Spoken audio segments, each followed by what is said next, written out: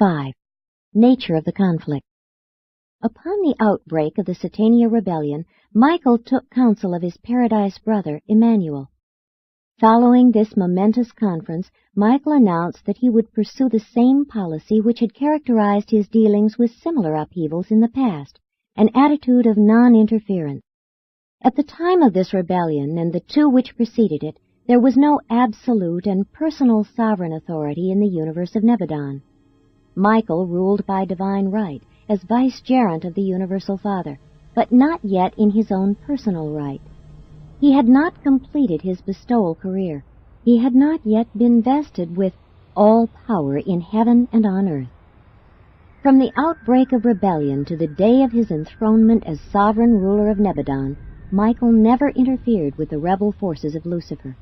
They were allowed to run a free course for almost 200,000 years of Urantia time. Christ Michael now has ample power and authority to deal promptly, even summarily, with such outbreaks of disloyalty, but we doubt that this sovereign authority would lead him to act differently if another such upheaval should occur. Since Michael elected to remain aloof from the actual warfare of the Lucifer rebellion, Gabriel called his personal staff together on Edentia and in council with the Most Highs, elected to assume command of the loyal hosts of Satania.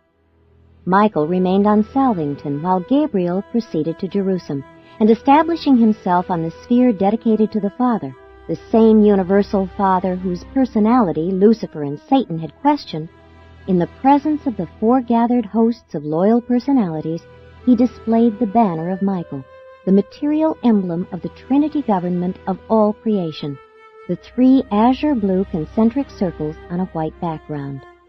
The Lucifer emblem was a banner of white with 1 red circle, in the center of which a black solid circle appeared.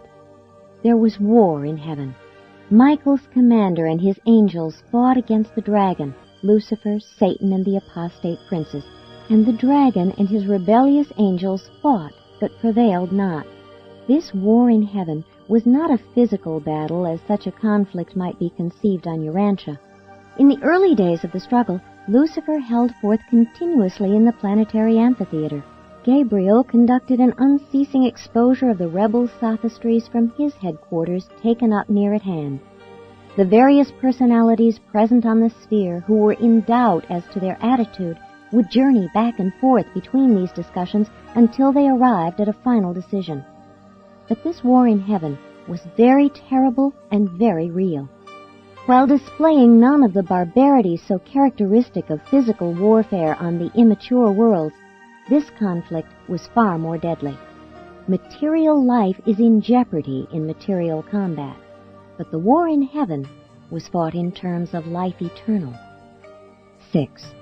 A loyal Seraphic commander. There were many noble and inspiring acts of devotion and loyalty which were performed by numerous personalities during the interim between the outbreak of hostilities and the arrival of the new system ruler and his staff. But the most thrilling of all these daring feats of devotion was the courageous conduct of Menosha, the second in command of the Satania headquarters, Seraphim. At the outbreak of rebellion on Jerusalem, the head of the Seraphic hosts joined the Lucifer cause. This no doubt explains why such a large number of the Fourth Order, the system administrator Seraphim, went astray. The Seraphic leader was spiritually blinded by the brilliant personality of Lucifer. His charming ways fascinated the lower orders of celestial beings. They simply could not comprehend that it was possible for such a dazzling personality to go wrong. Not long since, in describing the experiences associated with the onset of the Lucifer rebellion, Menosha said, "But my most exhilarating moment was the thrilling adventure connected with the Lucifer rebellion when, as second Seraphic commander, I refused to participate in the projected insult to Michael, and the powerful rebels sought my destruction by means of the liaison forces they had arranged. There was a tremendous upheaval on Jerusalem, but not a single loyal Seraphim was harmed. Upon the default of my immediate superior, it devolved upon me to assume command of the angelic hosts of Jerusalem as the titular director of the confused Seraphic affairs of the system. I was morally upheld by the Melchizedeks, ably assisted by a majority of the material sons, deserted by a tremendous group of my own order, but magnificently supported by the ascendant mortals on Jerusalem.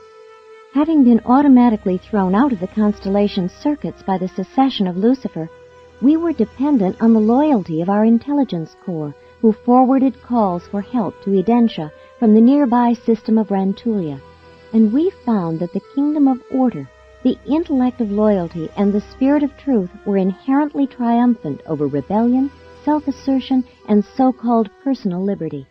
We were able to carry on until the arrival of the new system sovereign, the worthy successor of Lucifer.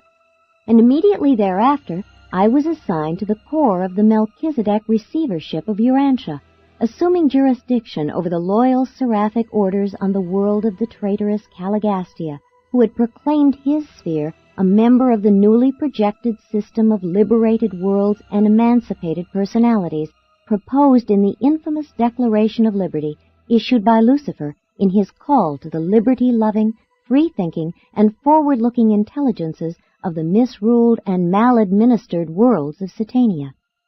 This angel is still in service on Urantia, functioning as Associate Chief of Seraphim.